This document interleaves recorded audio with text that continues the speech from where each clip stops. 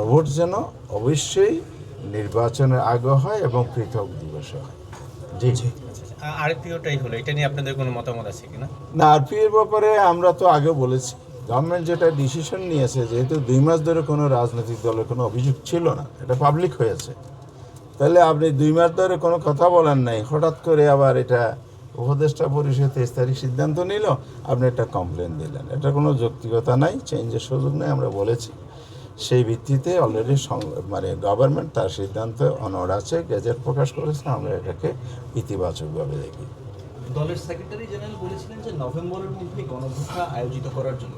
আমরা দেখছি যে নভেম্বরের এরই মধ্যে আমাদের লাস্ট স্ট্যান্ড হলো 8 দল মিলে যে স্ট্যান্ডটা আমরা নিয়েছি নির্বাচনের আগে, এনি ডে পৃথকভাবে নির্বাচন আগে। নভেম্বরে গণভোট অনুষ্ঠিত ব্যাপারে নভেম্বর বা নভেম্বর থেকে যদি একটু কয়েকদিন বেশিও লাগে সেটা বিষয় না, তবে পৃথক ডেটে ইলেকশনের আগে গণভোটটা হইতে হবে, এটাই আমরা যাচ্ছি।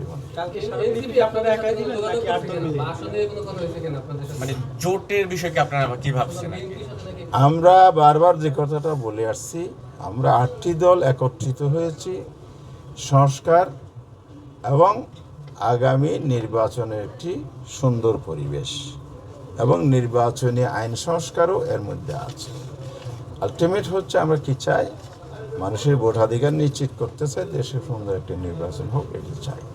সেই জায়গায় কিন্তু আমরা ধাপে ধাপে কর্মসূচি এগিয়েছি। এখনও 11 তারিখে আমাদের একটা বড় সমাবেশ রাজধানীতে আছে, 6 তারিখ যেমন আগামীকাল স্মারকলিপি আছে, 11 তারিখে আমরা একটা বড় সমাবেশ করব এবং আমরা দাবি আদায় না হবে যেন আন্দোলন চালিয়ে যাব। এক প্ল্যাটফর্মে এসে আমরা আন্দোলনটা কর্মসূচি পালন ভিন্ন হলো, ঘোষণাটা এক প্ল্যাটফর্মে আমরা করছি। এখন জোট হবে কিনা এটা আমরা স্পষ্ট করেছি, এটা কোনো জোট নয়, এটা হলো যুগপৎ আন্দোলনের মতো একটা প্ল্যাটফর্ম। আর ইলেকশনটা কীভাবে হবে সেটা ইলেকশনের তফসিল ঘোষণা বা কাছাকাছি সময়ে আরও আসলে মেসিউট হবে।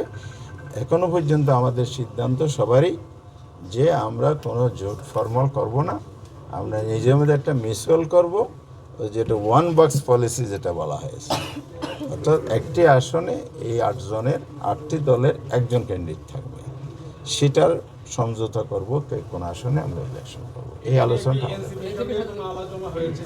এটা আমাদের শুধু ইসলামী দল নয়, বাংলাদেশে আরও দেশপ্রেমিক বিভিন্ন দল আছে, সব দলের সাথেই আমাদের যোগাযোগ সম্পর্ক আছে, যারা আমাদের এই দাবি দাওয়া সাথে ফেয়ার ইলেকশন সিনসিয়ারলি চায়, দেশ এগিয়ে চায়, সংস্কার হোক চায়, তাদের সবার সাথে আমাদের যোগাযোগ আছে।